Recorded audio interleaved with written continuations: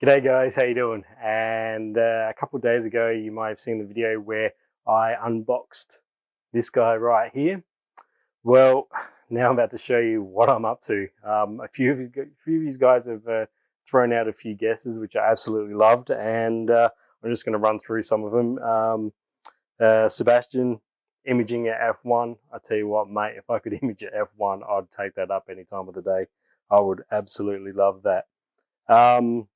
Rowan, you said parallel RASAs, and I didn't want to quite give it all away, but you were right, mate.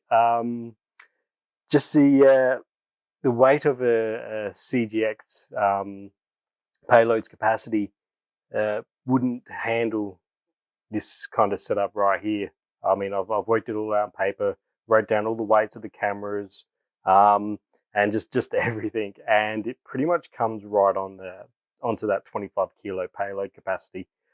So I have gone and bought another mount, and I wonder if you guys can guess what sort of mount that is that I've purchased to be able to support all the weight of this gear that I'm going to be using. And Ray, big shout out to Ray too. If any of you guys don't know,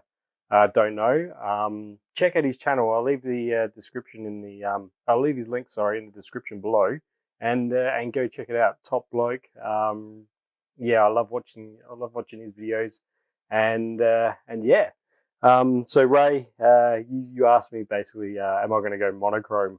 And the question with that is, the answer, sorry, to that is no. I'm not going to go monochrome. I've gone monochrome before in the past, and if you guys haven't already noticed from my processing videos and stuff like that, I'm not really that interested in spending ages on a computer. So monochrome at this stage, maybe in the future, I don't know, but at this stage, it's it's a no for me. Although I really did enjoy shooting monochrome and hydrogen alpha, picking up all that H alpha in a lot of those nebulas. Now the other thing was Logan. Logan, as well as a few other people, mentioned giant binoculars. and I tell you what, that cracked me up as soon as I'd see that, because I thought, oh, maybe that's possible, huh? Maybe. Nah, I think my big head will get in the way of the front there. But no, that was pretty cool. Could just imagine that too. But with all that being said and done, I will explain basically what I'm going to do and why I'm doing this. Quite a few years ago, I got hooked on mosaicing parts of the night sky, and I shot portions of the Milky Way with an 85mm lens. And even one of my first astro adventure videos that I've done for this channel with Orion, I was using the 85mm 1.8G Nikon lens, I think it was, with the Nikon D810A, and starting to mosaic parts of the night sky. So I've always enjoyed doing that. And then when I got this guy here for the first time, I started shooting my Project Orion, which was how many panels could I get throughout that part of the season and join them all together. Well, as you may know, I didn't really get that far into that image. So for me, I've always wanted to capture detailed deep space images and mosaicing them together to create large panoramic shots of the night sky. And this is where all this is starting to come in here.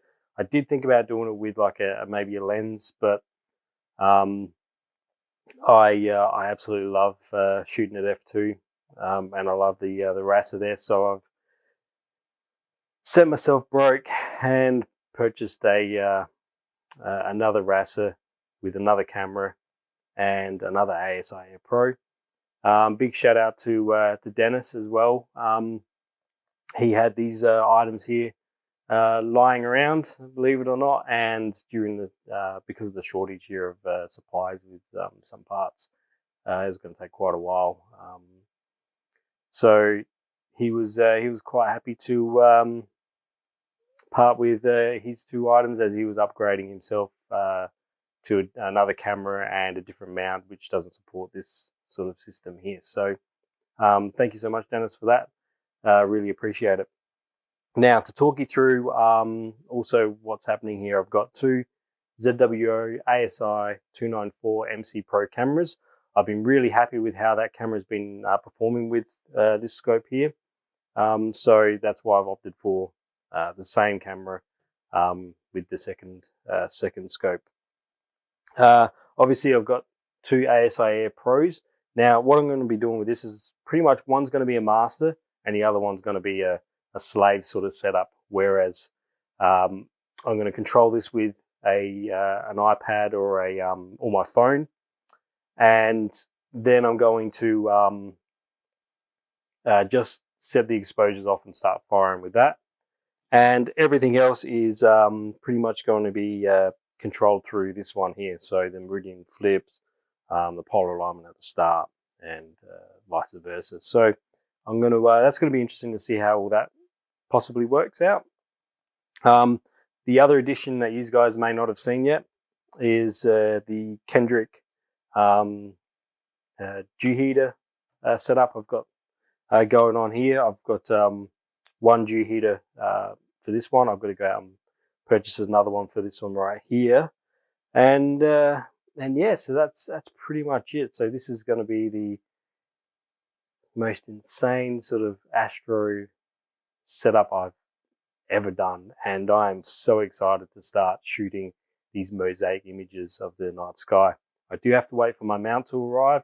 That's still going to be quite a while, unfortunately, and I've got to also order the dovetail plates and saddles for the 2 RASAs to sit on.